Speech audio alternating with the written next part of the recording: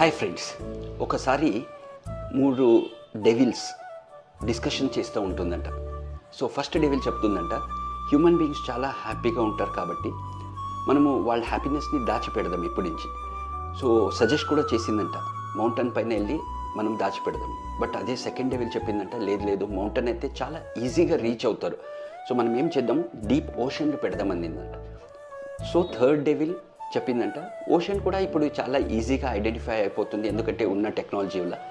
So best place to keep the happiness అంటే వాళ్ళలోనే దాచిపెడదామని చెప్పిందంట.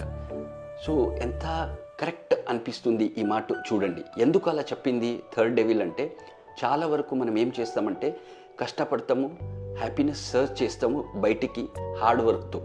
But మనలో కూడా we can also create happiness in small things అనేది మర్చిపోతాము. So ఇది మనం అర్థం చేసుకోవాలి ఈ ఒక స్మాల్ వీడియోలో.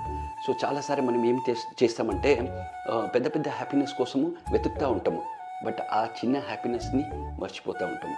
సో ఈ వీడియో మెసేజ్ ఏంటి అంటే, find happiness by doing small things అని అర్థం.